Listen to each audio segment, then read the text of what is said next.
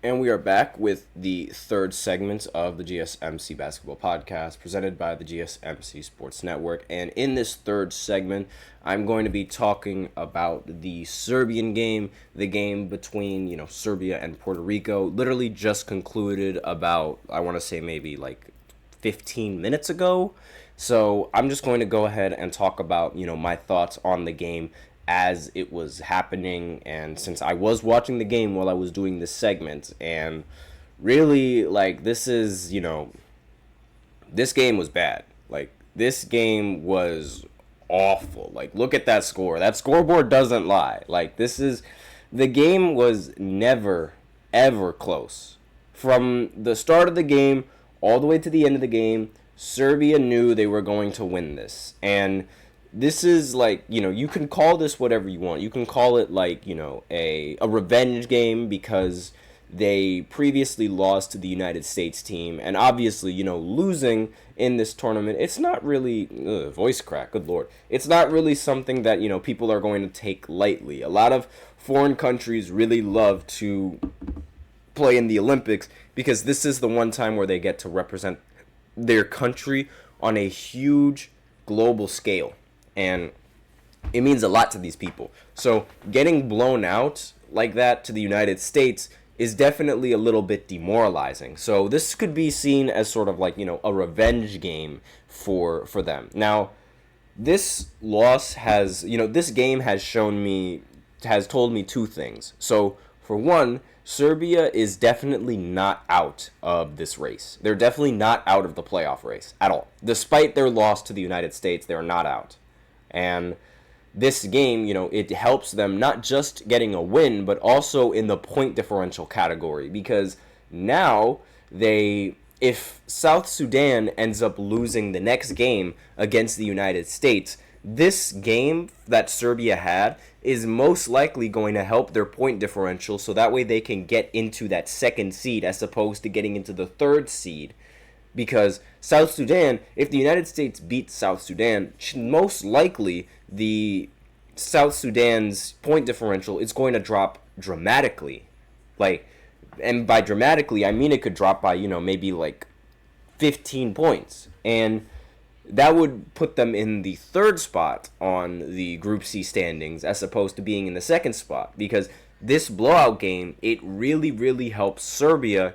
And the other thing that this sort of matchup told me about was that, and I call it a sort of matchup because it wasn't really a matchup. I mean, look at the score. Like, the game was over right when the ball jumped off, like right when tip off. Like, the only time that Puerto Rico scored 20 points, like in a quarter, was the second quarter. They scored 12 in the first, then they scored 13 in the third, and then 15 in the fourth. Meanwhile, Serbia scored 20 plus in literally every single quarter of the game. And it's just like, it's really, really bad. It was a horrible game to watch. It was so boring. Puerto Rico never led at all in, like, throughout the entirety of this game. Like, they never led, like, from start to finish. And the biggest lead that Serbia had was 41. And, like, it was just awful. Like, they just destroyed them. And you can't, like, I mean, you really can't make up this kind of performance. It was just a really bad night for Puerto Rico. I mean, nobody shot the ball well. They were turning the ball over way too much, and that was really one of the biggest problems. They had 14 turnovers in this game on top of just, missing practically every single three-pointer that they took and every single, two-pointer that they took. It was like they were missing layups. They've shown that they're arguably the weakest team in the entirety of the Olympics. Like, not to mention they already don't have that many players that have NBA talent, compared to Serbia or compared to, like, the only team that has as many as they do is Greece, and they have one, and they still have more players with NBA experience on that roster. It's not looking good. It's really not looking good for Puerto Rico. And with this win for Serbia, now their point differential is plus 15. So if you remember before, they had the worst point differential in the entire Group C standings, and now they have the second best point differential in the entire Group C standings. And so now what they have to do is they just have to hope that South Sudan loses, because once South Sudan loses, then they're going to move up to the second seed almost immediately, because South Sudan only has a box plus minus of, well, not a box plus minus, only has a point differential of 11. So the fact that they have the lower point differential is going to be a very huge factor in Serbia making its way to the tournament. So now they have to hope that the United States beats South Sudan. They don't have to beat them by much. They just have to beat them. And once that happens, then they'll hold the spot for the number 2 seed, and they should be fine. It should be smooth sailing from there on out, because they already, lost to the United States. Then they beat Puerto Rico, so now they have to play South Sudan, and depending on who wins in that game is going to advance to the next round. Now, if by some miracle the United States loses to South Sudan, I shouldn't really call it a miracle, because they came really close if it wasn't for LeBron to losing to South Sudan. So by some wild chance that ends up happening, then that would mean that South Sudan is going to be 2-0, and they would qualify for a spot, right? That would mean they immediately qualify, because you'll get 4 points and you immediately qualify. And then the United States, they would fall down to 1-1. They would still be in the second spot because of their point differential. And guess what team the United States plays last? Puerto Rico. So if by some miracle the United States lose in this game against South Sudan, they're going to wipe the floor with Puerto Rico, and they're still going to make it to the, all the way through this bracket. They're going to make it through the Group C standings, and Serbia is not going to be able to do anything about it. Because South Sudan, they would have to go up against Serbia, but they would have nothing to lose, because they would already be qualified for the spot. So with all of that in mind, Serbia they desperately need the United States to win. Desperately need it, because that way they control their own destiny.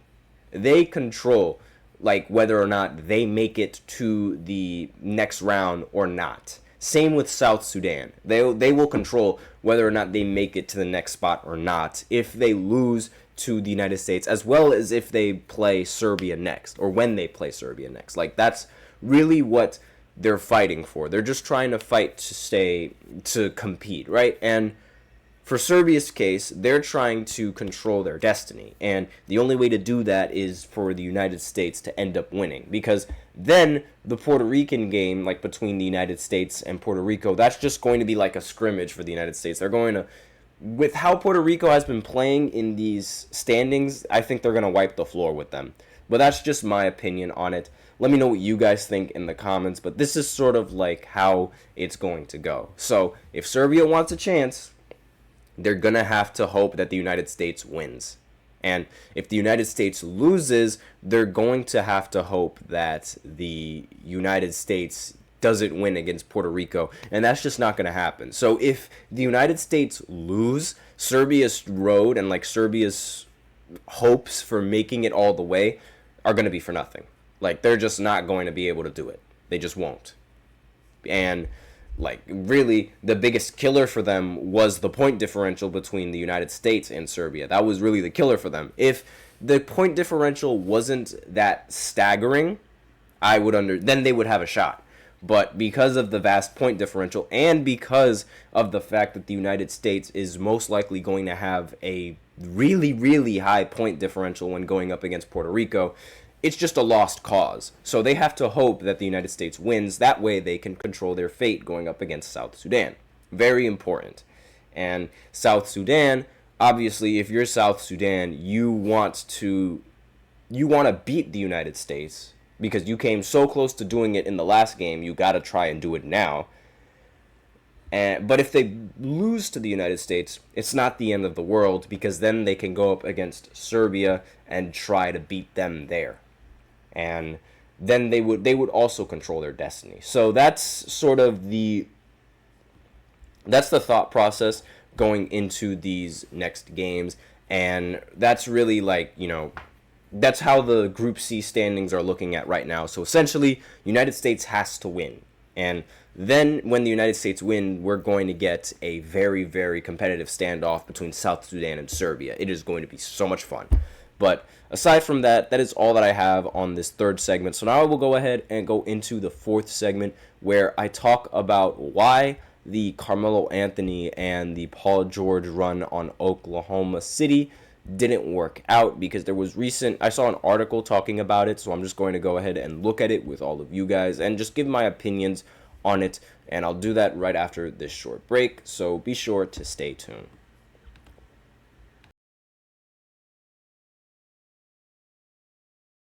For the best and latest podcasts available anywhere, go to the podcast app on your cell phone and type in GSMC to access free content-rich podcasts on health and wellness, book reviews, sports, entertainment, relationships, social media, movies, technology, finance, and even weird news.